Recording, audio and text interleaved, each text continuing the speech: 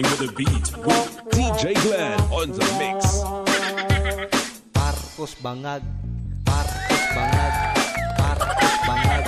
Yung ay magandang araw mga bossing. Kamusta naman ang buhay-buhay? Eto na naman ang inyong inaabangan. Ewan ko ba tabak kayo ng abang? Ang vlogger na walang basihan, ang vlogger na walang katinuan, ang vlogger na puro kabalbalan, at ang vlogger na dapat wag nyong siniseryoso, si Boss D. Another day, another Oratan session. Again with yours truly, Boss Dada TV, dito sa YouTube.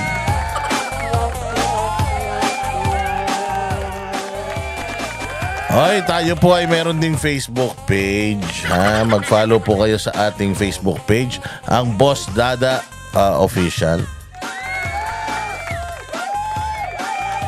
Meron kasi mga nagpapanggap na mga page pero hindi naman tayo yan.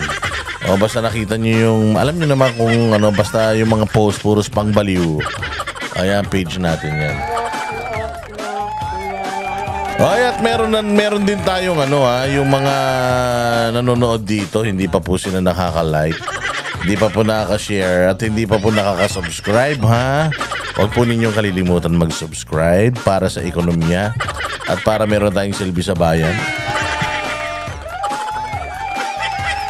Ayan, Boss D, pasasakitin na naman natin ang mga ulo at ay katawan, balon-balunan, kaluluwa ng lahat ng mga switik, salot, mga manluloko, mambubudol, mga animal, hayop, mga sindikato, kawatan, magnanakaw, mandarambong, sindikato, kuratong baliling sa gobyerno.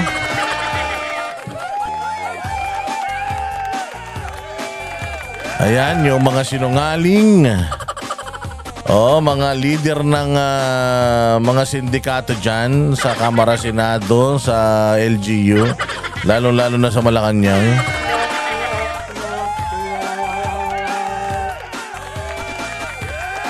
At mga demonyo, Santanas, Judas, Barabas, Sestas, mga hayop. Atin lipuli ng mga punyemas na yan. At gawin nating katatawanan ang mga nangyayaring kabalbalan sa bayan. Hindi kailangan natin medyo na tayo. Huwag na tayo masyadong seryoso.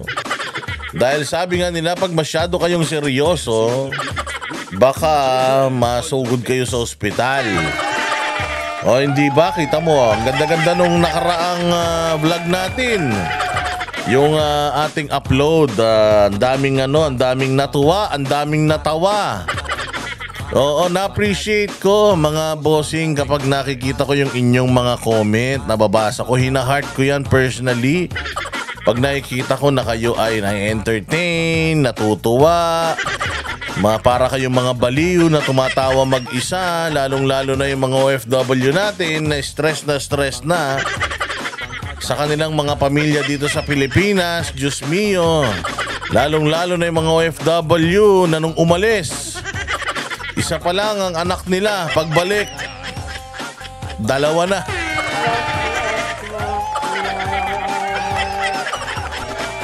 Yung mga kababayan nating mga OFW na sumakabilang bansa, para mabigyan ng magandang kinabukasan ng kanilang mga pamilya.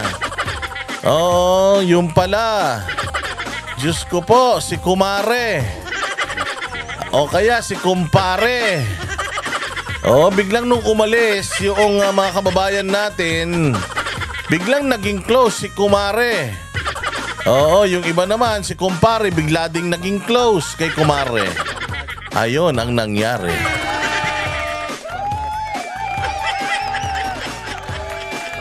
Yung iba namang mga kababayan natin na sumasakabilang bayan, Oo, sumasakabilang kabakuran din. Oo, yung mga kalalakihan na biglang pag may nakilalang kapwa nila Pilipina, bigla silang nagkakaroon ng problema sa Pilipinas. Anong problema yan? Bigla sila nagkakaproblema na hindi na daw sila nagkakasundo ng kanyang misis, na nagsasama na lang daw sila dahil sa mga bata. Yung pala gustong bumisita ng bahay bata. Huwag kayong magpapabudol dyan, ha? Hindi lang yung mga nasa gobyernong mga mambubudol. Yung mga OFW na mga kababaihan, mag-iingat kayo. Kapag meron kayong na-meet na kapwa ninyo Pilipino, dyan syempre pag day off nyo, pasyal-pasyal kayo dyan sa park, ganyan. Syempre, pag day off nyo, gusto nyo mag-relax-relax. Yung mga kababayan natin dyan na biglang, ayan, nagkakakilakilaan na, nakuha na ng number. Tapos pag uwi ng bahay, biglang text. Nagko-confide na ng problema. Isang araw pa lang kayo nagkakilala, nagsasabi ka na ng problema. Huwag kayong maniniwala doon sa mga lalaki na biglang magme-message sa inyo, sasabihin na, gising ka pa? Ako hindi ako makatulog, nalulungkot ako eh. Kasi ito nga, problema na naman sa Pilipinas. Talagang nanay ng mga anak ko. Dati asawa yan, ngayon nanay na lang ng mga anak, ha? Hindi, ganyan yan. Tapos biglang, ano ba problema? Ito nga naku, nainis talaga ako doon kasi nga sakit sa ulo ko yun eh. Alam mo, kung pwede nga lang talaga yung kung pwede nga lang talaga yung mga anak ko na lang eh. Kaya lang, wala eh. Ipagkakait sa akin yung mga bata mahal ko yung mga anak ko. Wala, busy talaga yan eh. Problema ko talaga yung babae na yan. Alam mo, napikot lang ako niyan. Kaya nga ako nang ibang bansa rin dahil ayaw ko na makasama talaga yan. Talagang yung mga bata na lang. Tapos ikaw naman maawa ka. Talaga, kawawa ka naman. Kawawa ka naman. Sige, magkita tayo ulit. Ayan na. Ikaw naman, marupok ka din. Marupok ka din itong kababayan kong to. Marupok din yung kababayan kong babae.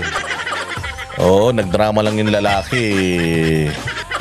Bumigay naman kagad. Ayun na. Ayun na. Siyempre, pagdating dyan sa abroad, silang dalawa yung mag-asawa. Pag uwi sa Pilipinas, may asawa rin silang iba. Ayan na, nabuo na, yari na. Nung nabuo na, out of reach na si kuya. Biglang nung sinabi mo, di ba? Di ba sabi mo sa akin, ayaw mo na dun? Di ba sabi mo sa akin, ayaw mo na dun? Napipilitan ka lang? Bakit ganun? Bakit mas pinili mo pa siya kaysa sa akin? Kasi nagkaayos kami. Biglang nagkaayos. Hayop na yan talaga naman, mga kababayan, ha? Ingat-ingat, lalo na yung mga kababayan nating OFW na mga marurupok. Kasi syempre, mahirap kalaban, mga bossing, ang buryong sa buhay. Buryong ka na nga sa buhay, mag-isa ka na sa abroad. Tumakamag-anak mo sa Pilipinas, hingi pa ng hingi ng pera, kala mo may mga ipinatago.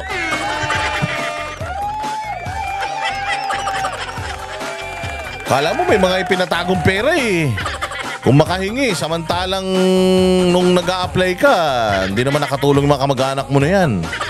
Sinasabihan ka pa nga ng papunta ka ng ibang bansa eh. Paano ka makakapunta ron? Wala ka naman pera.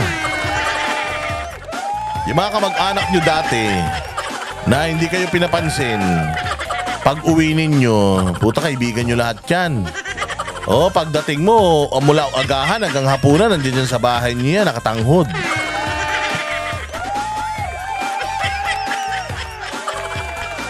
Kaya wag, lalo na yung mga kababayan natin, maglibang lang kayo, manood lang kayo ng vlog ng Banateros. Manood lang kayo ng vlog ng Banateros, may entertain kayo. Wag kayong text ng text, Facebook ng Facebook sa mga kababayan nyo dyan, ha? Okay lang, friends lang. Tropa-tropa lang para matanggal ang inyong mga lungkot, homesick. Pero po siya yan, pagka may labing-labing na, tandaan nyo, kilalanin nyo maigi yung mga yan, ha? Baka naman pang-apat ka ng syota nyan dyan. Baka naman dyan pa kayo sa ibang bansa magsabunutan. May kilala akong ganyan eh. May kilala akong ganyan. Na sa abroad may kulasisi. Pag uwi ng Pilipinas, wala nang naiuwing pera. Naubos na sa kulasisi yung pera, tas utang ng utang.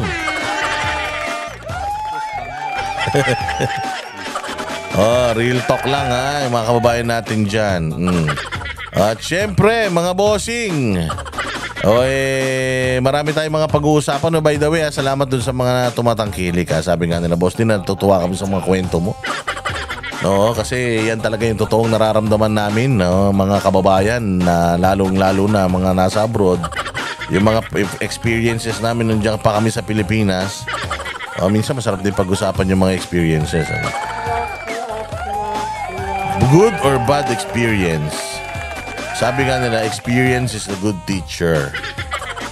Mas magaling daw na teacher ang experience. Yan ka raw matututo. Diyan ka talagang lalakas.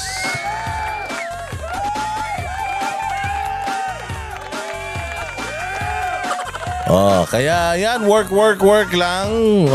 Tapos para sa ekonomiya. At syempre, ako'y bilib na bilib talaga sa mga kababayan natin na nagtatrabaho sa ibang bansa. Napakahirap ng isang OFW. Naranasan din natin yan. Yung may sakit ka, wala kang kaagapay, meron kang sakit, nakaswero ka. Ikaw pa nag-aalaga sa sarili mo.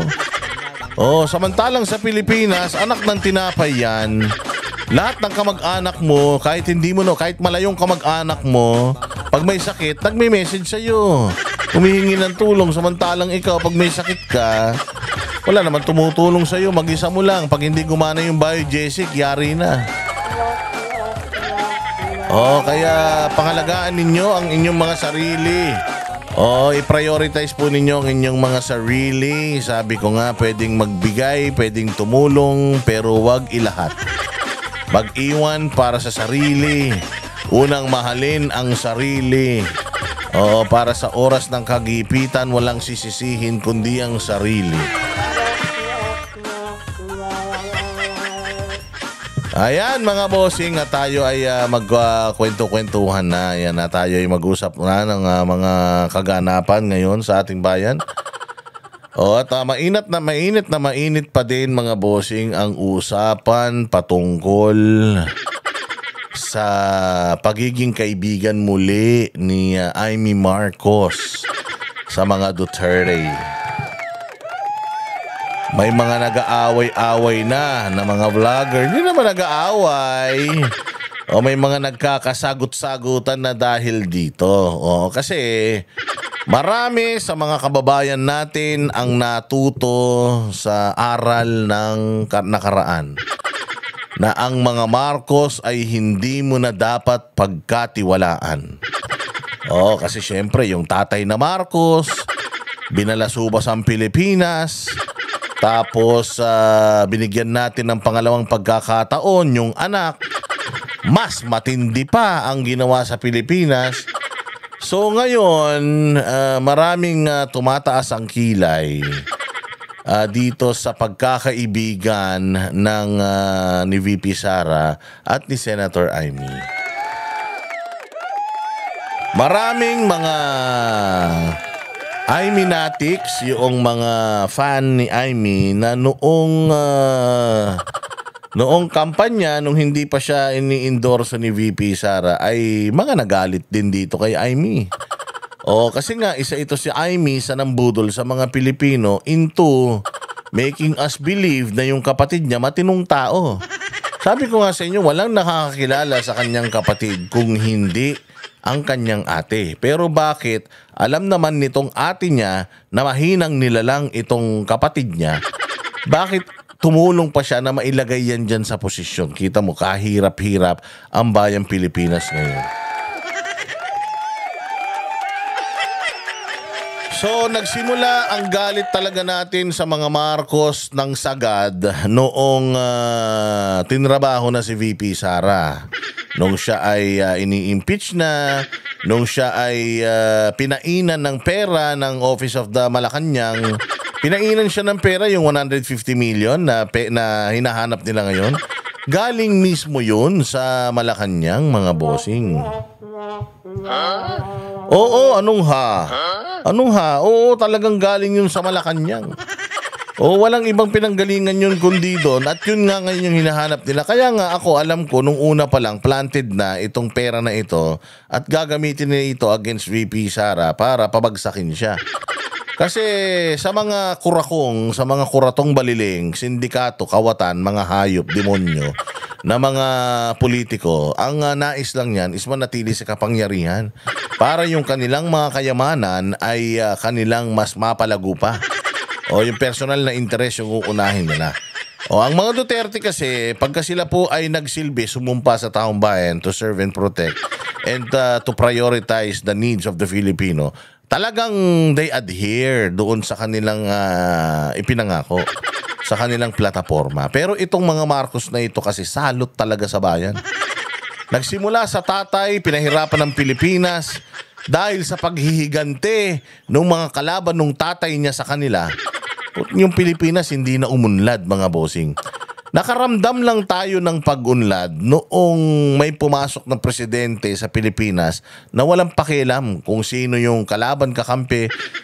Nagtrabaho lang talaga para sa bayang Pilipinas. Diyan po tayo umalwan ng ating buhay. Until bigla na naman nagsipasok itong mga satanas na ito at nung nandirito na sila sa kapangyarihan, putang ina, binaboy na naman nila ang Pilipinas. Oo, anong ha? O talagang binaboy na naman nila ang Pilipinas at parang nagtanda na tayo and even the Dutertes nagtanda na din. Pinalibing yung tatay. Matapos ipalibing yung tatay, tinulungan silang manalo sa posisyon. Si Inday Sara, mga bossing, hindi naman tatakbo talaga sa national position. Pero binuyo nila na, oy, Inday. Inday Sara, ano ka ba?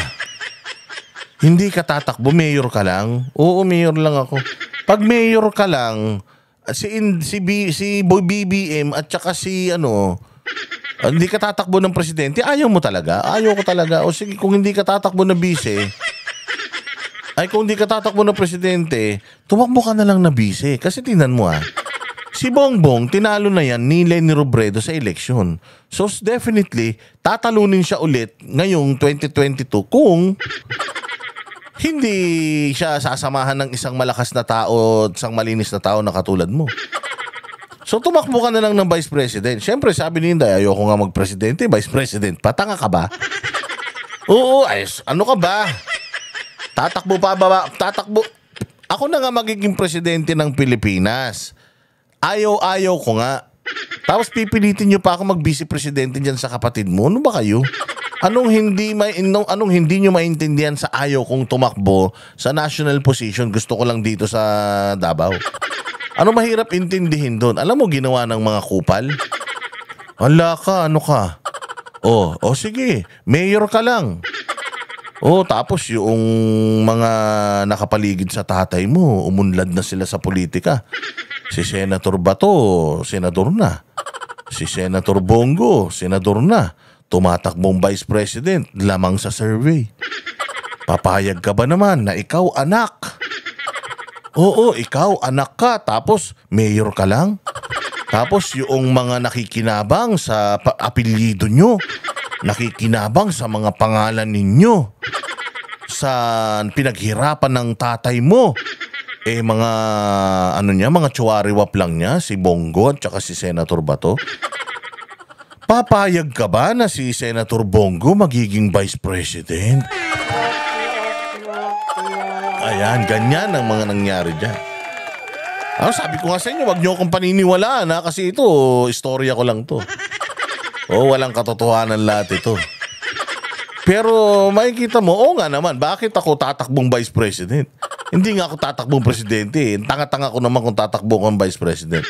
Ayun, meron silang ginamit na mga taktika ng pambubudol dahil mga asa, mga putangin na yan Oo, talagang sabi ko nga sa inyo, ang nature ng ahas, hindi yan mabait.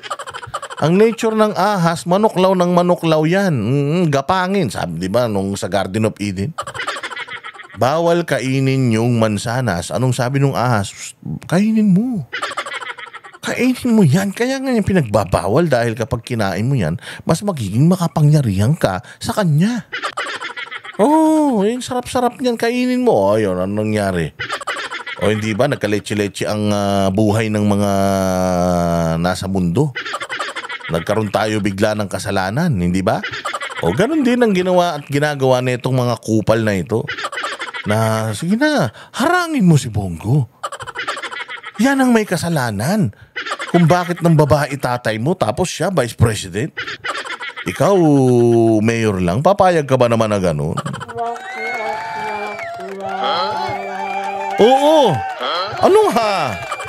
Hindi, totoo. Sabi ko nga sa'yo, ano ang makakapag-kumbinsi kay VP Sara? Na tumakbo ng Vice President under BBM na alam naman natin na mahinang nila lang talaga. Inday Sara knows, mahinang nila lang yan. Amy knows, mahinang nila lang yan.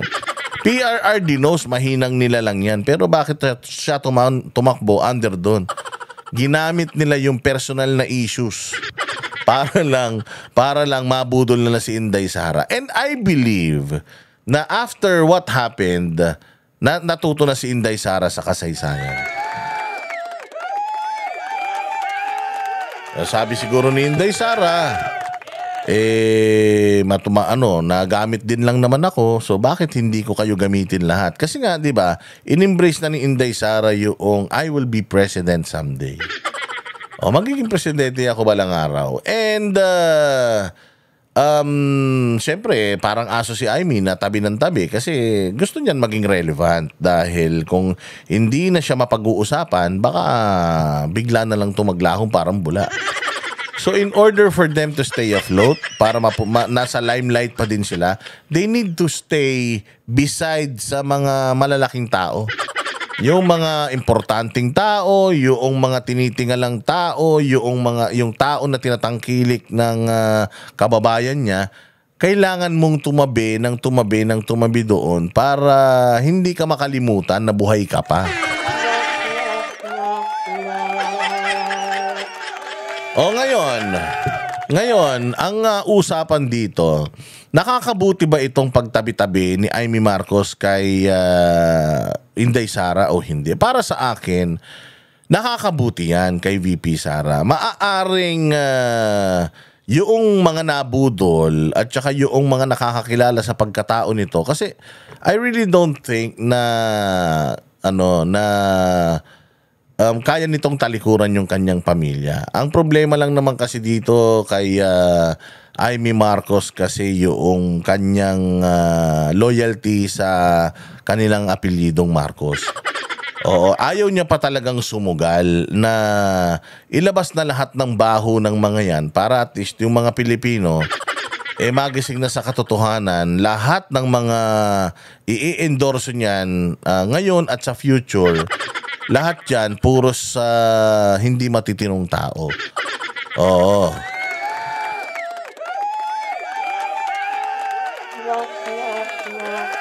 Ayaw lang naman niya kasing sumugal sa ganun eh. Pero, all in all, para sa akin, itong pagsasama nitong dalawa na to, napakaganda pa rin.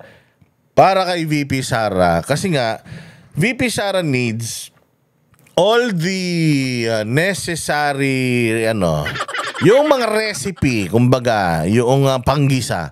Kailangan niya ng maraming kaalyado, ng maraming kakampi in order for her to also be successful at para maprotektahan din siya. At maprotektahan din yung kanyang bid for presidency sa 2028. So, maaring hindi patok sa panlasa natin itong si Amy dahil alam natin na mga mambubudol ito. Yung si Camille Villar dahil hindi PDP, maaring hindi rin siya pasok sa panlasa natin. Pero napakaganda nung ginagawa ni VP Sara na as early as now, nagsha-shopping na siya ng mga makakasama niya at makakatulong niya sa 2028. So, Amy Marcos, hindi siya pwedeng maging liability kasi nakita naman natin na in control si VP Sara. Napaka-importante sa mga Marcos ng kanilang pangalan pero niyuyurak-yurakan lang yan ni VP Sara pag magkasama sila. Tinatanggap na lang ni Amy Marcos yan kasi nga alam ni Amy Marcos na kung malakas si BBM noong 2022, definitely mas malakas si VP Sara sa 2028. And she will set another record. Another all-time high. Wag lang dadayain ni Garcia. Kaya kailangan to si Garcia mawala na to sa Comelec. Dahil kapag yan si Garcia na sa Comelec pa rin, walang mangyayari, puros kagaguhan ang eleksyon. Unless talagang super duper duper layo ni VP Sara na mahirap na silang makapandaya. Pero ewan ko lang. So maraming nagagalit kay Amy dahil ginagamit lang si Inday Sara. Pero wag kayong mag-alala dahil ginagamit lang din naman ni Inday Sara itong si Amy para sa kanyang advancement doon sa plano niyang pagiging presidente balang araw. So gamitan lang sila. Ganyan lang talaga sa politika. Walang permanenteng kaibigan, wala ka rin permanenteng kaaway. At saka maganda din naman na nasa kampo natin si Amy Marcos. Hindi na to mag-iispiya. Ano namang i-spyan nito? Wala naman pangit na ginagawa itong sila VP Sara. So, at least nakikita ng taong bayan na talagang ito si Bongbong Marcos ay lame duck na. Mantakin mo, blood is thicker than water supposedly. Pero itong kanyang ate, nagmimistula ng aso kay Inday Sara dahil sa pagdikit-dikit nito. Napakadali. Oo, napakadali na para sitahin natin itong si Bongbong Marcos dahil paano niya tayo mapapaniwala sa lahat ng mga kalokohan niya sa buhay, sa lahat ng mga kasinungalingan niya kung mismong itong kanyang ate hindi na kumakampi sa kanya, kumakampi na doon sa kalaban niya. So ibig sabihin lame duck na talaga ito. Wala na talagang silbi ito si Bongbong Marcos. Para na itong mayroong terminal cancer na inaantay na lang natin na mawala sa posisyon either naturally, election, pagtatapos ng termino, o bigla na lang matulog to tapos hindi na magising.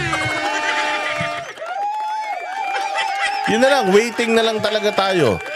Are we still expecting may magagawa sa bayang Pilipinas yan? Wala na. Wala nga nagawa yan sa buhay niya simula nung naging politiko yan, wala na nga nagawa sa mundo yan Ngayon pa kaya sa loob ng 3 taon, anong kaya niyang gawin sa loob ng 3 taon? Puros kabalbalan na project na iisip. Neto nakaraan, nagbisita-bisita na naman dyan sa NAIA. Pucha yan, akala mo naman na napaganda dahil sa pagbisita niya, umayos na yung NAIA. Tapos kaya bang-yabang pa na ngayon daw pinakamaganda ang NAIA. In fairness, mayroon ng mga improvements sa NAIA kahit papaano, pero hindi pa rin siya maganda. Ano ka ba? Para ka namang di nakarating sa airport ng ibang bansa. So ano nga ba ang rason bakit itong si VP Sara ay tila mo nagpapabudol na naman kay Amy, no? Hindi na yan nagpapabudol kay Amy. I know si Inday Sara matalino, ang mga Duterte matalino. Alam nila kung sino yung mga kalaban nila. Sabi nga ni Don Corleone ng The Godfather. Yun yung isa sa mga pinakapaborito kong pelikula of all time. Lagi ko pa rin pinapanood yan. Madami pa rin akong natututunan. Ang sabi nga doon, do not let anybody know what you're thinking. If you are a leader, don't let them know what you're thinking. Be unpredictable. Make them think that they know you. Make them think that you are friends. Stay close to your family. Diba? Make your friends close, but your enemies closer. Yung mga kaibigan, yung mga kaaway mo, kung inilalapit mo yung sarili mo sa mga kaibigan mo, mas lalong ilapit mo yung sarili mo sa mga kaaway mo.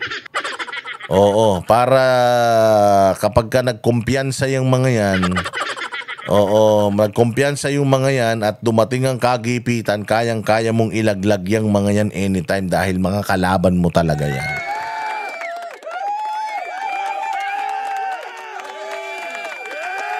So si ngayon, si Inday Sara ngayon is playing alam mo yung yung Game of Thrones. Oo, yung Game of Thrones, parang si Inday Sara ngayon yung nandoon sa trono. At ngayon, ang ginagawa niya ngayon is nilalaro niya lahat ng mga umaasa at mga kumakaibigan sa kanya. Dahil alam niya na kailangan niya rin yung mga yan. But at the end of the day, focus lang sa agenda. Ito, pakinggan ninyo itong balitang ito. Bakit si Amy Marcos ay panay ang dikit kay VP Sara at bakit si VP Sara laging sinasamahan itong si Amy. Ni Vice President Sara Duterte ang desisyon niyang isama si Senator Amy Marcos sa kanyang mga biyahe. Ipinagtanggol din niya ang senadora bilang isa sa mga tumutulong para maiuwi si dating Pangulong Rodrigo Duterte sa Pilipinas. Si Jason Rubrico sa balita. Yan, so umpisa pa lang, napakaganda na anong sabi ni VP Sara. Malaki din naman ang kumbaga effort ni Amy Marcos para tulungang maiuwi si Pangulong Duterte. Malaki rin ang effort ni Madam para itama yung pagkakamali ng kapatid niya. Kasi itong kapatid niya walang utang na loob. Itong mga anak ng kapatid niya walang utang na loob. Itong mga kumakampi sa kapatid niya na mga Marcos din walang utang na loob. Well, merong isang Marcos na may utang na loob. At ako yun. Kinikilala ko yung utang na loob namin sa pamilya nyo. At alam ko nakatarantaduhan ang ginawa ng kapatid ko sa'yo. I-expect mo pa ba na babuying ka niya? Ako nga, ate niya, binaliwala niya. Dahil sa nahihiya ako sa ginawa ng kapatid ko, kahit anong sabihin mo sa akin, gawin mo sa akin, ay tatanggapin ko. Dahil nagpapasalamat ako sa ginawa ng pamilya nyo sa pamilya ko. Hindi natin pwedeng i-discount yun. Kasi kahit na sabihin natin na plastic ito si Amy Marcos, at least may pakitang tao siya. At least tumatanaw siya ng utang na loob. At least consistent siya. Na talagang kahit na ayaw nyo sa akin, ayaw nyo na sa akin, kakampi nyo ako. Kung kakampi, bakit naman natin tatanggihan? Hindi ba? Marami nga lang tayong kulang na nakikitang ginagawa niya. Or kukakulangan, hindi siya talaga sumusugal all out. Hindi niya talaga tinatayaan all out. Dahil syempre, blood is thicker than water. Yun ang problema natin. But kung titingnan natin yung mga actions ni Amy Marcos, it's as if she's trying to do what she can do para at least itong inaping pamilya ng mga Marcos ay maapis. Kahit papaano ako na gagawa para sa pamilya ko. Ako na yung magsosorry. Ako na yung ako na yung mag-aayos. Alam ko naman na malabo nang maayos ang relasyon yung dalawa, pero at least ako kahit papaano gusto kong ipakita sa'yo na hindi lahat ng Marcos walang utang na loob. May mga ganon. Maaring kulang, maaring talagang trapo ito. But at the end of the day, nagtatry, nag-i-effort tumulong. So let us give credit when the credit is due. Matindi ang hamong kinakaharap ngayon ng pamilya Duterte. Pero sa gitna nito, nananatiling matatag ang samahan ni na Vice President Sara Duterte at Senator Amy Marcos na mas lumalalim habang tumitindi ang krisis sa panig ng kanilang kampo. Mula sa pakikipagkita sa mga overseas Filipino. Okay tayo sa ganito pakikipagkaibigan ni Amy, pagtulong ni Amy. Alam mo, ang hindi ko lang din nagugustuhan doon sa mga Iminatics kasi is yung parang ipinupush nila ng sobra masyado nilang ipinalulunok sa atin si Amy Marcos na parang ang linis-linis at parang hindi kaya ni Inday Sarang tumayo nang wala si Amy. Hindi po totoo yun. Mas kailangan po ni Amy si Marcos, ay si Inday Sara kaysa kay Inday Sara kay Amy. Kasi kung iposisyon si Amy Marcos netong mga nagtatanggol sa kanya, parang siya na yung magiging vice president ni VP Sara pagdating ng 2028 elections. Parang ganun yung gusto nilang mangyari, na alam ko naman na tanggap natin si Amy sa ating hanay, pero never na tayong dapat bumoto ng mga Marcos sa mga posisyon na ganyan kadelikado. Senators, congressman, siguro pwedeng makalusot sila. Pero pagdating na sa posisyon ng presidente at vice-presidente, huling-huli na dapat si Bongbong Marcos sa posisyon na yan. Huling-huli na dapat, wag na tayo dapat magpabudol muli, dahil kilala na natin yung mga Marcos na kapag may hawak silang kapangyarihan na uulol sila. Ito si Amy, hindi pa to nauulol dahil wala pa tong hawak na kapangyarihan. Pero imagine niyo if this is just a plot. Kung talagang ang plano ni Amy Marcos ay maging vice president siya ni VP Sara sa 2028 na eleksyon, at halimbawa man manalo sila, papaano tayo makakasiguro na safe si VP Sara bilang presidente? Knowing na ang pwedeng pumalit sa kanya anytime na mawala siya, maging incapacitated siya, let's say, wag naman sana ma-assassinate siya, panibagong Marcos na naman yung hahawak ng Pilipinas. Diba? Kasi sabi nga ni Pastor Apollo Kibuloy, mabuti na din na si VP Sara ay tumakbong vice president, kasi nakilala natin kung gaano kademonyo satanas ang mga Marcos. Kasi kung si VP Sara ang presidente at si Bongbong Marcos ang vice president, ngayon pa nga lang na vice presidente si Inday Sara, ini-impeach na nila. What more kung maging presidente siya? Di kung naging presidente siya, si BBM ang vice, tapos nagkabayaran din dyan, o i-impeach din nila si VP Sara, sinong papalit? Si Bongbong. O di naging 9 years yung panunungkulan ni Bongbong. Di mas lalong pahirap. Yung 6 na taon nga pahirap O so ganun din dito. O kung halimbawa si Inday ang naging presidente na, si Amy ang VP, o sinong successor ng kapangyarihan if something happens to VP?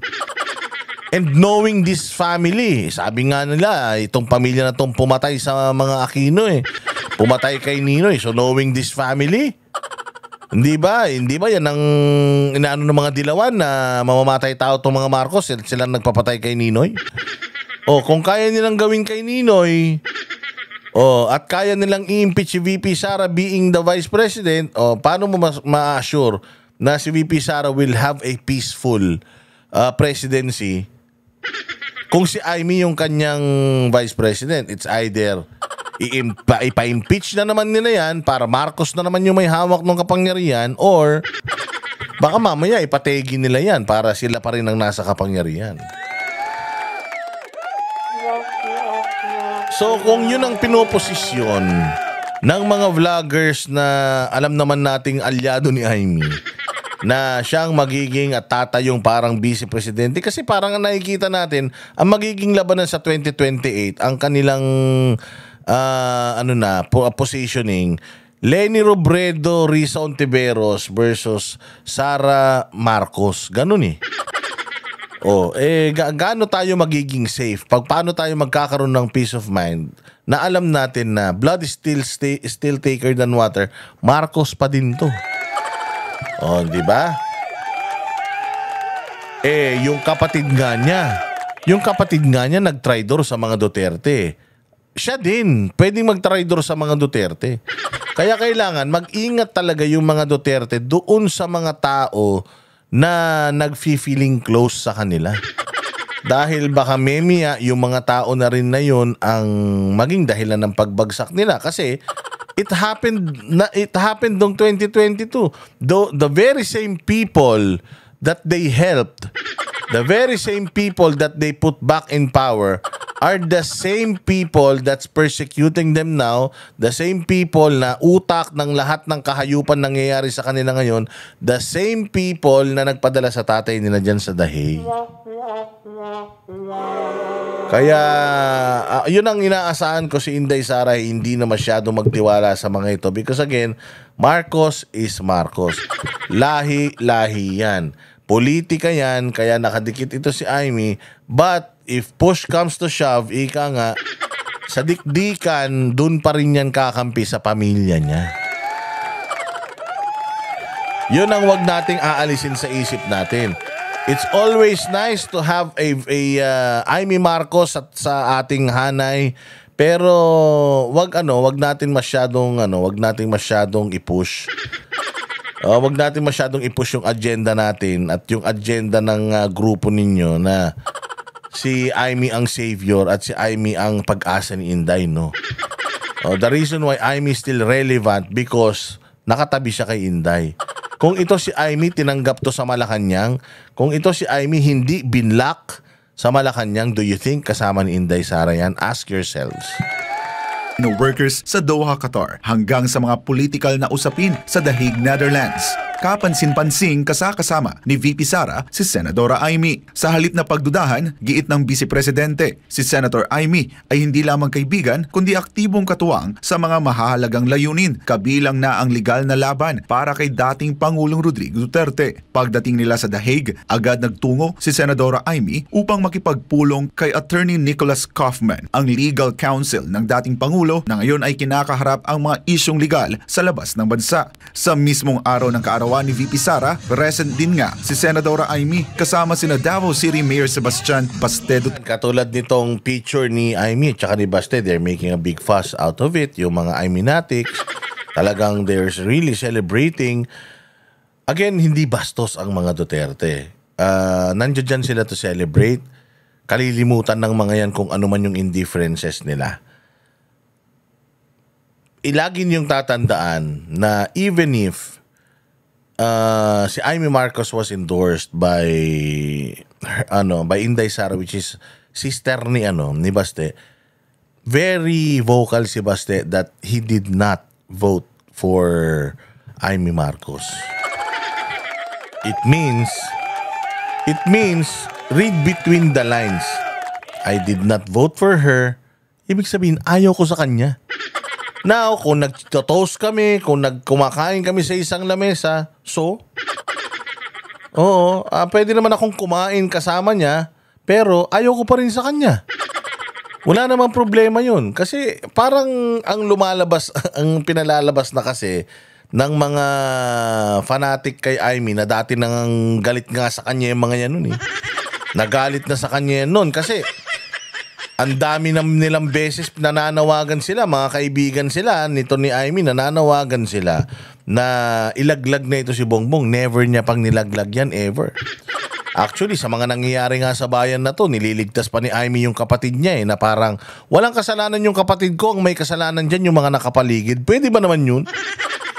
Ganun ba katanga yung kapatid mo na yung mga nakapaligid lang sa kanya yung may kasalanan, siya hindi, siya presidente. Yun ang problema kay Amy. Hanggang ngayon, nililigtas niya pa rin yung kapatid niya. Balita ko, yun ang huling bilin ng kanyang tatay bago mamatay. Na ipagtanggol mo, alagaan mo kapatid mo. O kita mo ngayon, hindi pa rin siya bumibitaw. Hindi pa rin siya sumusugal. So si Baste, alam na plastic lang to si Amy. Na pinaplastic lang tayo. Di makipagplastikan tayo, ganun lang yun. Sabi ko nga sa inyo nung nag-cheers itong si Baste at saka si Amy, sinong nag-post sa social media? Si Amy, si Baste, pinost ba yun? Hindi. Bakit? Ibig sabihin, hindi proud si Baste doon. Kung merong isang tao na proud doon sa pag-cheers nila, si Amy Marcos yun. Si Baste, wala, it's just a normal thing for me, nothing significant or nothing to celebrate about. So hindi ko yan ipopost sa social media ko. Duterte at Attorney Harry Roque. Sa isang panayam, diretsahang tinanong si VP Sara kung ano ang masasabi niya sa mga Duterte supporters na tutol sa madalas na pagsasama nila ni Amy Marcos. Oo, hindi ko na pipilit sa mga Duterte supporters, no, dahil alam ko at nararamdaman ko kung ano yung nararamdaman. Imagine, even VP Sara is saying, wag na nating ipilit. Because yung pagsama ko kay Amy is my personal choice and I know nire-respeto ako ng mga kababayan ko for that. Siguro naman, kilala naman nila ang utak ko. Di naman ako tanga siguro. Kung ito si Amy, niloloko ako, problema niya na yun. Hindi ko na problema yun. I will be president someday.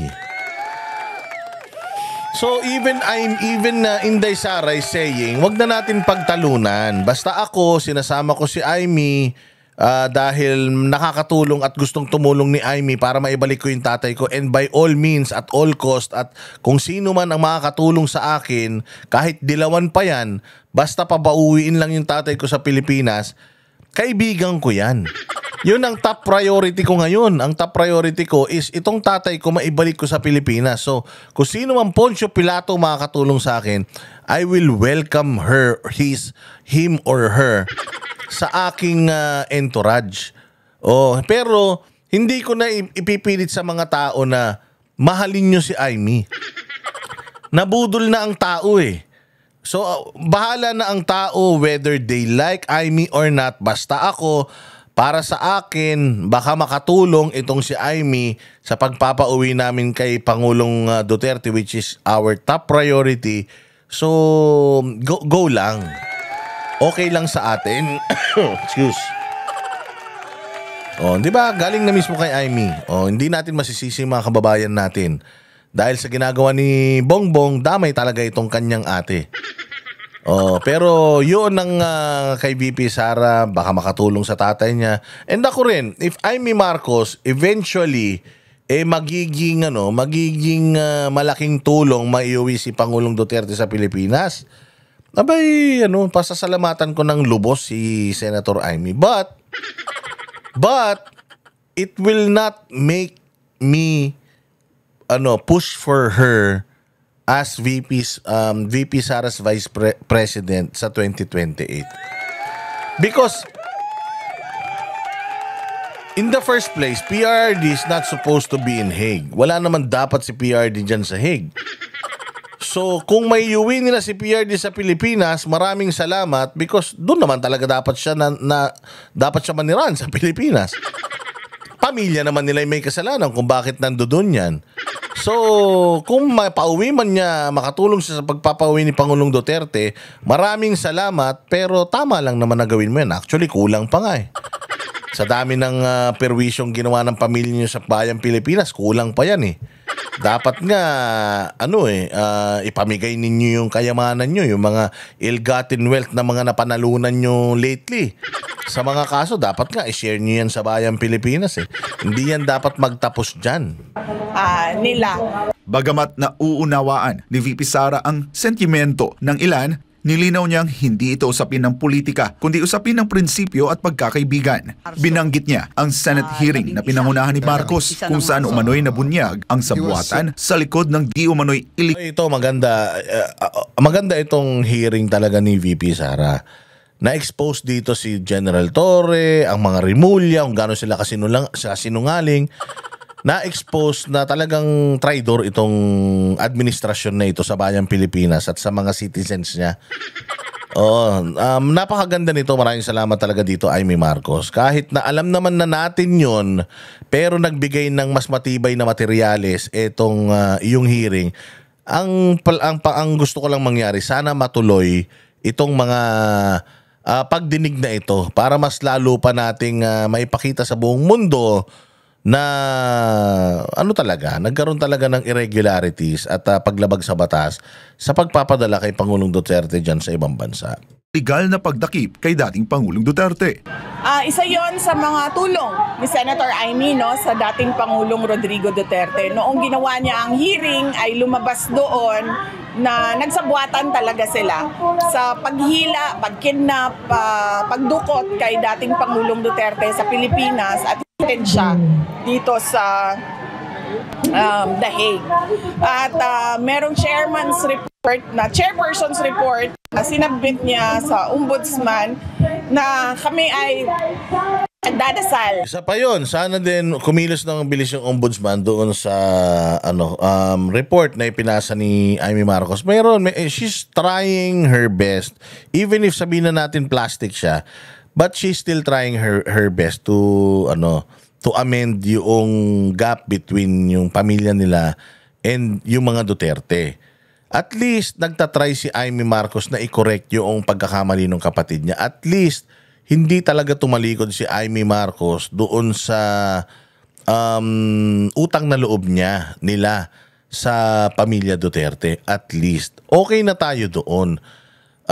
Siguro wag na lang nating suportahan si Amy sa political na bagay. Sa political na bagay, wag natin siyang tangkilikin. Pero siguro yung mga ginagawa niya, kailangan i-acknowledge din natin kasi meron din yan. Meron din namang tulong yan. It's unfair naman na sabihin natin na as in wala, zero, as in walang kwenta. Hindi, meron din tulong yan. Meron pa din yang meron pa ding it's all on record. Lahat yan captured. Yung mga statements dyan sa kanyang komite, lahat yan nandiyan dyan. So, gumawa naman siya ng paraan. Kulang. Gumawa naman siya ng mga hakbang. Kulang. Pero, hindi pa naman siguro tapos ang laban. Siguro naman baka sakaling ituloy niya yan, mga hearings na yan in the 20th Congress. Na sana ay maakyat or ma-file na yung mga cases dyan sa ombudsman doon sa mga tao na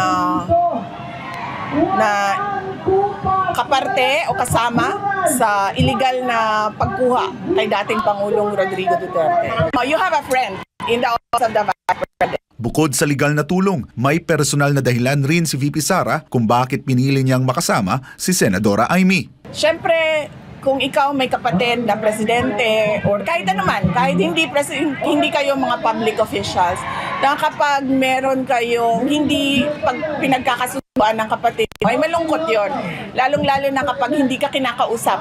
Kaya parang okay, sige, kung hindi ka man kausapin yung kapatid mo or hindi kausapin yung kapatid mo, pwede sa isang Facebook post. Yan ang maganda sa mga Duterte kasi mapagmahal talaga sila.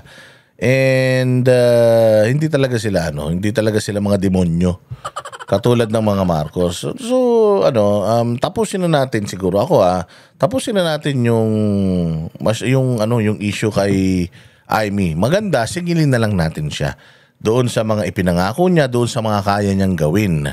Kasi sa nakikita natin, tinatry naman niya yung kanyang best para yung pagkakaaway ng kanyang pamilya kahit papaano, yung tension maiwasan, hindi ba? Magandang bagay. Sinabi ni Senadora Amy na nauunawaan niya ang pakiramdam ng pagiging malayo sa sariling bayan, kaya't naiintindihan niya ang sitwasyon ni dating Pangulong Duterte. Hindi raw siya naroon para magdrama, kundi si Bongbong Marcos lang naman ang demonyo eh. Mantakin mo, biktima ang tatay mo, biktima kayo ng pagpapatalsik sa inyo sa sarili nyong bayan. Mantakin mo, putangin ang ginawa mo sa kapwa mo Pilipino. Tarantado, di ba? Sobrang tarantado. Tingnan mo, yung isang Russian vlogger na Amerikano, Russian na American pa, yung vlogger na nahuli nila, tingnan mo, dito yun magsiserve ng sentence sa Philippines. Ano ibig sabihin nun? Sino magpapakain sa hayop na yun? Di tayo rin. Di ba? Imbis na sana Pilipino mga nakakulong dyan, may ibang lahi nandiyan dyan. Kasi daw, ayaw daw tanggapin ng Russia at ng Amerika. Eh puta, hindi mo naman Pilipino yan. Tangina, itapon mo na yan, tapos iban mo sa Pilipinas. Plain and simple. Kailangan pa magstay dito niyan. Anong gusto mong patunayan? Anong gusto nyong sabihin sa taong bayan na wala kaming pinipili kahit anong lahi, kaya naming pahirapan? O kasi yan, wala tayong jurisdiction sa tao na yan. Una sa lahat, kahit na yung kanyang kaso is dito sa Pilipinas, wala tayong jurisdiction sa kanya. At the end of the day, kung ano yung passport niyan, citizen siya nung passport na yun. Citizen siya nung bansa na yun. So, hindi natin dapat hinahawakan dito yan. Sa ayaw at sa gusto ng bansa niya, itapon natin yan dun. Marami ng tarantado rito. Oo, sobra-sobra na yung tarantado rito para stay pa yan dito. Diba? Yung hindi nyo nga lahi, kinikip nyo dito. Tapos yung kalahi natin, walang kaso dito, pinadala nyo sa ibang bansa. So, doon pa lang wala na eh. Doon pa lang tapos na laban eh. Tapos sasabihin nyo, sumunod kayo sa batas. Kung sumunod kayo sa batas, edi sana hindi nagagalit ang taong bayan sa inyo. Buti sana kung normal na mga Pilipino lang yung nagko-question sa inyo. Even yung mga academs, even yung mga ekonomista, even yung mga abogado, kina-question yung ginawa nyo.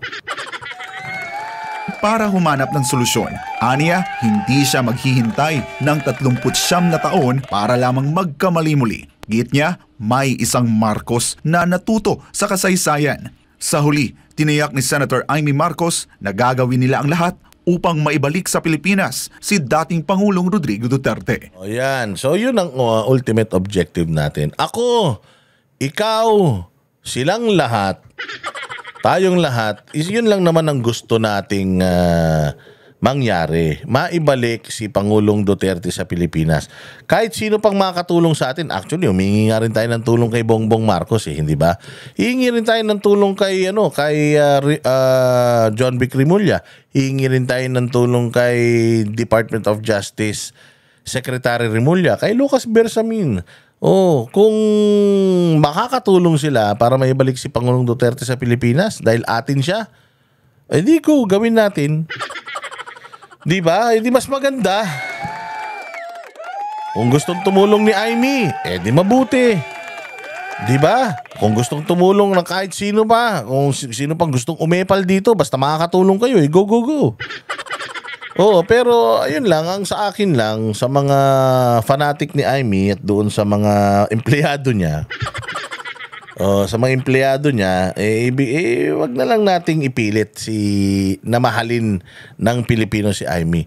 Pwede naman kaming magpasalamat sa kanya kung sakaling makakatulong siya ng malaki dyan, at nagpapasalamat kami doon sa mga initial na kanyang tulong. Pero syempre kulang pa yon. Gusto talaga namin ultimately may uwi si Pangulong Duterte sa bayang Pilipinas at dito na mag-enjoy, dito na magsilbi. So yung mga awayang Ayminatics, hindi kayo Duterte kapag nagalit kayo kay Amy, hindi totoo yan. Hindi totoo yan hindi totoo yung yung mga sabi-sabi na yan, okay? Si Sara Duterte na nga ang nagsasabi na hindi ko kayo masisisi. Malalim masyado yung sugat na iniwan nito ni Bongbong Marcos sa puso ng mga Pilipino. Pagtatraidor kasi talaga sa bayang Pilipinas, matagal yan bago ka makarecover, mga bossing. Napakatagal gumaling ng sugat na yan. Sabi nga nila yung mga boyfriend ninyo na iniwan kayo, ang tagal-tagal na nun. Ang tagal-tagal na nun, 50 years ago. Pero sa tuwing naaalala nyo yung instance na yon, nasasaktan pa din kayo. Yung mga asawa nyo na ng babae tapos pinatawad nyo na. 10 taon, 20 years na ang nakakaraan, hanggang ngayon isinusumbat nyo pa. Napakasakit talaga kapag pinagtaksilan ka, at ang ginawa ni Bongbong Marcos sa bayang Pilipinas is beyond kataksilan. Kademonyohan yun, kasatanasan yun. Walang kapantay yun. Kaya hindi nyo mapipilit, mauutusan ng taong bayan, nakalimutan na lang yun at tanggapin na lang natin ulit yung panibagong Marcos, no? Oo, magdusa kayong mga Marcos kung hindi na kayo kayang mahalin ng mga Pilipino katulad ng pagmamahal nila sa inyo noon. Yan. At siyempre, bago tayo mag-adjourn. Oo, iano natin, makibalita lang muna tayo kung kamusta na si Pangulong Duterte diyan sa The Hague, kasi alam ninyo, kukwento ko lang kasi itong kumpare ko na to, si Mayor Basti Duterte, sa kanilang tatlong magkakapatid, actually 4 sila pero sa kanilang tatlong magkakapatid na anak nito ni Zimmerman, ni Mambet, ano yan, lahat lumayo sa tatay. Si VP Sara at saka si Pulong, makananay kasi talaga yan. Si Basti din naman makananay. Pero si Basti yung nagstay sa side ng tatay niya. Hindi nagstay sa bahay Bumili si Basti ng bahay, or merong bahay si Basti, or nagstay si Basti sa bahay na adjacent, katapat lang ng bahay ni Pangulong Duterte. Kasi naaawa daw siya sa tatay niya na kasi maliit lang yung pamilya nila, 4 lang sila magkakapatid Tapos si Kitty, iba pa yung nanay. Maliit lang yung pamilya nila, nalulungkot siya kasi yung tatay nila, yun nga, parang iniwanan na ng dalawang kapatid kasi more on ang Pulong at ang VP Sara, more on talagang makananay sila. So si Baste, sabi niya,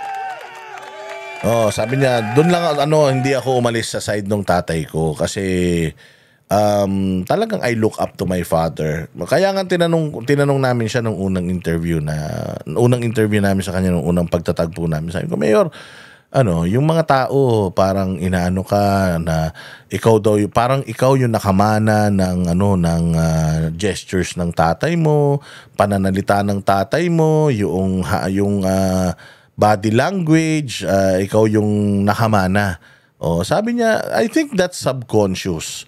Maybe because I look up to him so much, I idolize him to the point na nagiging na parehas na pala kami ng kinikilos, sabi niya. Kasi ako talaga, lumaki ako sa tatay ko. Ang mga kapatid ko, nag-asawa, lumipat sila ng bahay, lumayo sila sa bahay ng tatay ko. Pero ako stayed sa tabi ng tatay ko. Every occasion, magkasama kami ng tatay ko. Not that tinalikuran ng mga kapatid niya yung tatay niya, hindi yun ganun. Pero mas madalas si Basti Duterte na kasama niya yung kanyang tatay sa mga pag-ikot-ikot sa mga lugar, sa pagmumotor.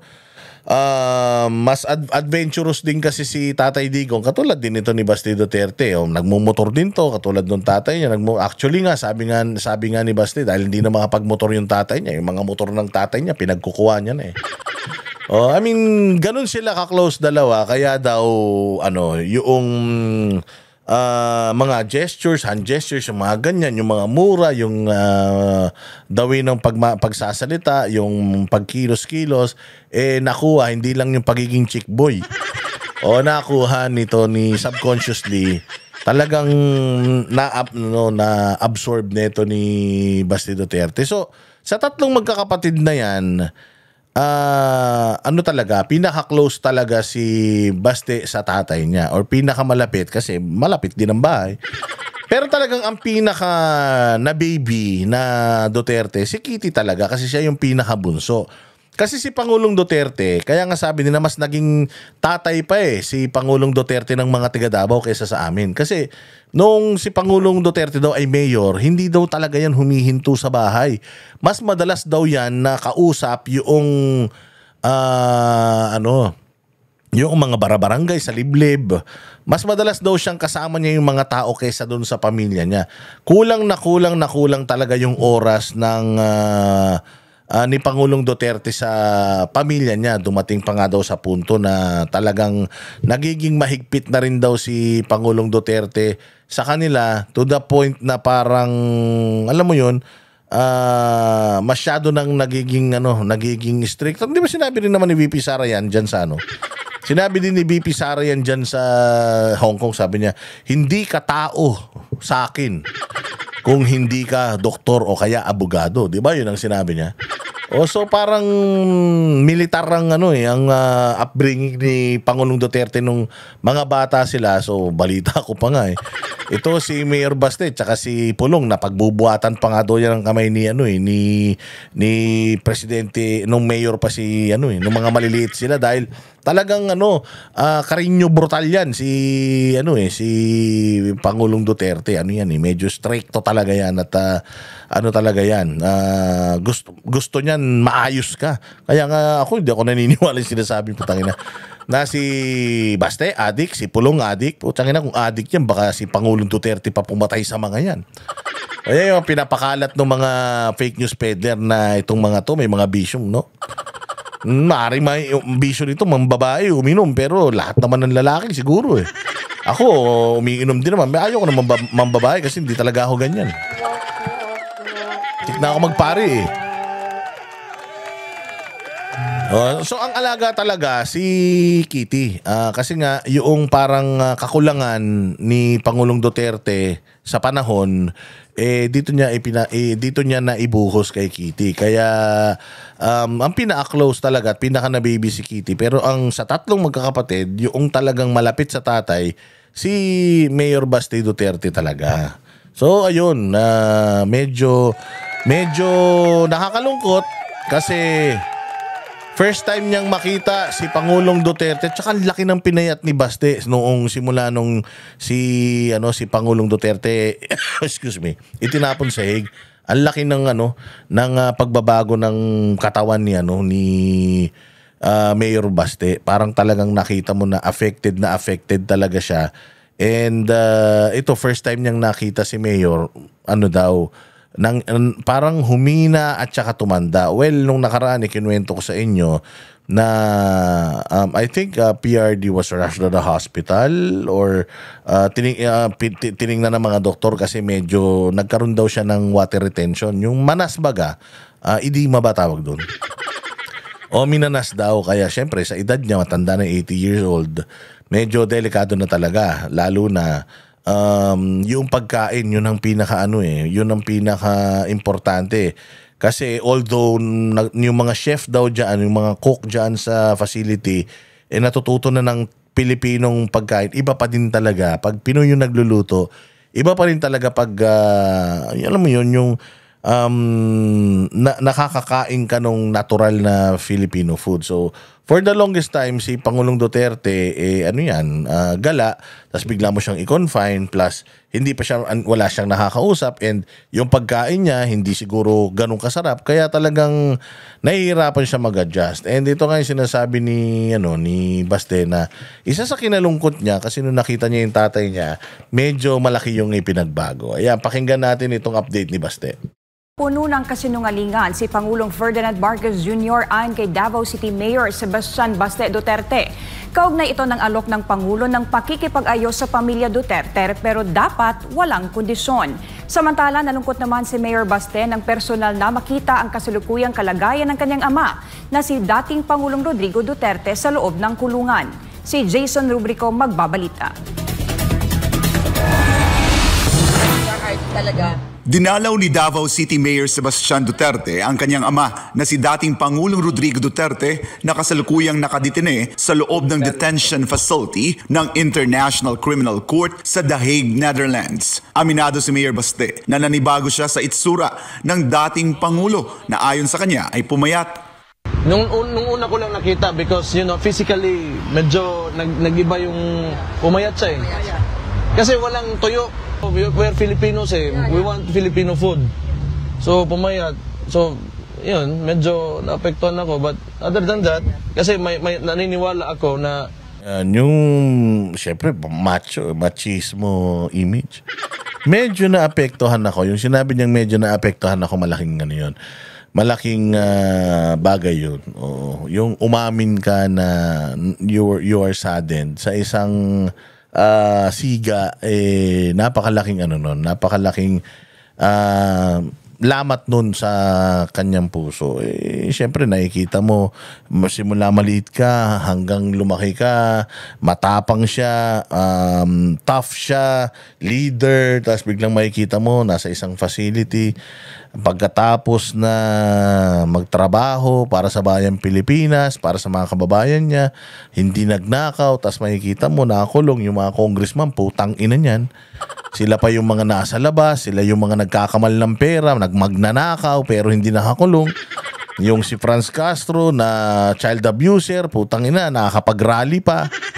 Oo, alam mo, minsan talaga unfair ang buhay, no? Unfair ang buhay doon sa mga taong straight. So, nung narinig ko yung sinabi niya na medyo naapektuhan ako, sabi ko, malungkot tong pare ko na to. Kaya kailangan lumabas kami. Pumunta kami sa may Amsterdam, doon sa favorite hangout ng lahat ng mga nagpupunta sa Amsterdam. Wala talagang kaso yung tatay ko. Yes, kasama po. So I know, sooner or later is going out. Naniniwala si Mayor Baste na iligal ang pag-aresto sa kanyang ama at ang pagdadala sa kanya sa The Hague. Nanindigan ang alkalde na hindi karapat-dapat ang sinapit ng kanyang ama, lalo na't buong termino nito ay ipinakita niya ang pagmamahal sa bayan. I really think he doesn't deserve this. Hindi naman talaga perfecto lahat ng administrasyon, lahat ng mga dumaan na presidente, pero why would you do this to a person that clearly na pinakita niya sa mga tao on how you love your country? So yun ang naramdaman ko na it's really so unfair that they did this to him. Samantala, hindi rin pinalampas ni Mayor Baste ang panawagan na reconciliation ni Pangulong Ferdinand Marcos Jr. sa pamilya Duterte. Pero giit ng alkalde, hindi ito tunay na pakikipag-ayos. Talaga tunay, putang ina. Tao na to, sinungaling to Tangina niyan, mahihiya nga si Pinocchio dito Siguro kung ito, si Pinocchio, tangina yung ilong niyan, baka naikot na yung buong mundo. Sa sobrang sinungaling ng hinayupak na ito. Mga ganyang mukha, putang ina, huwag niyo pagkakatiwalaan niya. Pag nanganak kayo, ganyan ang mukha, putang ina, ibalik niyo sa sinapupunan niyo yan. Yan ang mukha ng demonyo. Yan ang mukha ng Satanas. Ganyan. Yan ang mukha ng tao na walang kaluluwa. Lalo't sinabi pa ng Pangulo na ang pagkakasundo ay dapat walang kondisyon. Matatanda ang isa sa mga kondisyong ipinanukala ng mga kalyado ng Duterte ay ang pagpapauwi kay dating Pangulong Duterte sa bansa. Gusto niya na may reconciliation pero walang condition, meaning walang terms, di ba? Kainin niya yung reconciliation niya. Wala yan. He's been lying since he became president. Kita mo, tingnan nyo gusto niya reconciliation. Hanggang ng 20 niya nga bugas, antod karon po. Wala din, no. He's a liar. He's a liar. Yes. He lies so much. Maraming basis na. Puro kasinungalingan yung tao na yan. Kaugnay naman ang pahayag ni Marcos Jr. na hindi siya magre-resign dahil hindi raw niya tinatakbuhan ang problema, may matalas na tugon si Mayor Baste. Di daw siya magre-resign kasi hindi niya tinatakbuhan ang problema. Yun na. Tama. Siya ang problema. I think, wala man talaga mag-resign dyan. He's not man enough to do it anyway. He's not that kind of person. He cannot even own up to his mistakes. He cannot admit that... walang bayag yan. Ang taong hindi marunong tumanggap ng kanyang kamalian ay mas bading pa sa bakla. Ang totoong lalaki nagpipink. Ang totoong lalaki nagsosorry. Ang totoong lalaki nanunuyo. Ito si Bongbong, putang inan to. Anak lang talaga ito ng mayaman. Mata pobre lang tong buwakan ng inan to. Pero walang pagmamahal sa bayan tong hayop na ito. This country is, divided. It's in... Mayor, we talk about message. In ruins right now. Git pa ni Mayor Baste Duterte, sinasadyang pagwatak-watakin ng kasalukuyang administrasyon ang sambayanan upang mapanatili ang kontrol nito sa kapangyarihan. Ang ginagawa talaga ng administration ngayon, they're trying to divide us. So, yan yung, that's how you conquer, you know. Yes, divide and conquer. Oh, so may alyado siyang pula, may alyado siyang dilaw, tapos guguluhin nila yung bayan. Oh, para kunyari siya ang mag-aayos. Ganun.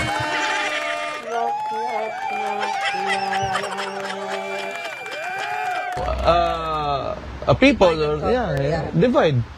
Kasi pag nagkagulo kayo, may mapupulot sila, makakawakan nila with the use of resources, money, whatever, intimidation.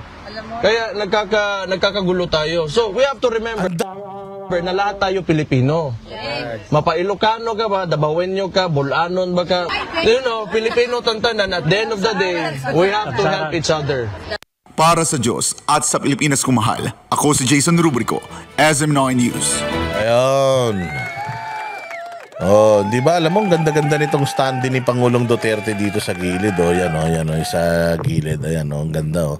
Parang yung ang bata-bata niya pa diyan, ang lakas-lakas niya talaga diyan, I really hope and pray that sooner or later ay mapauwi na si dating Pangulong Duterte dito sa kanyang bayan at magsilbi na siya sa Pilipinas, sa Davao, dahil inaantay na siya ng kanyang mga constituents doon, hindi lang sa Davao pati sa buong Pilipinas.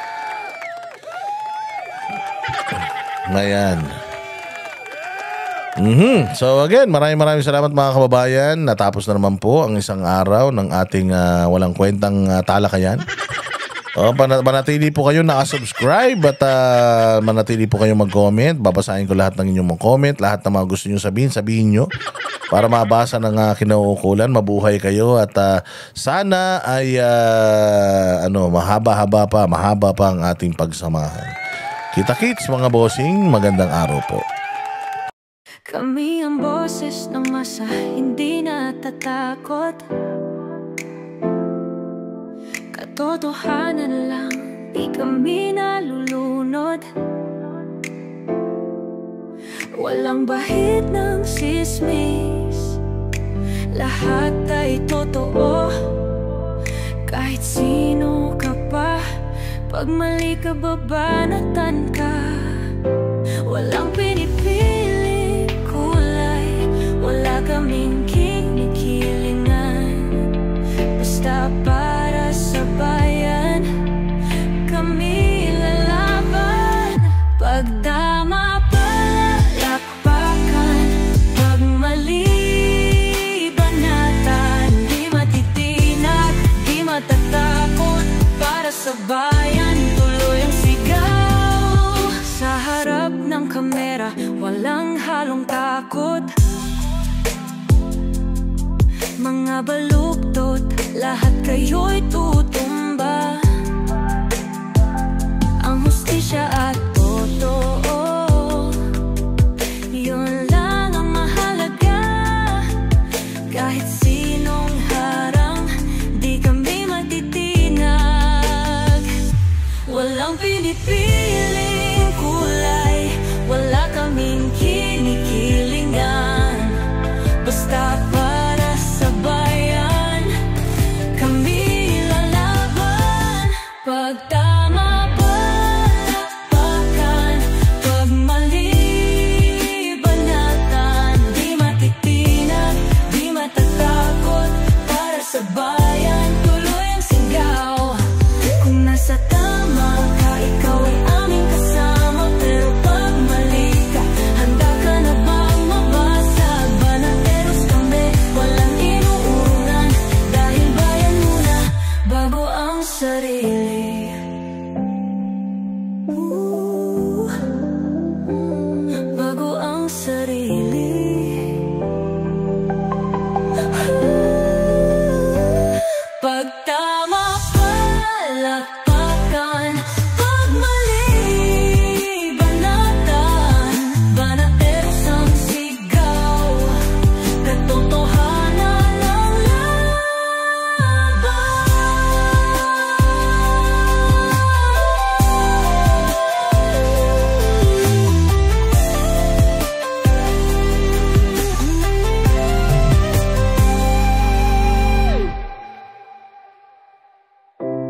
sa harap ng kamera. Wala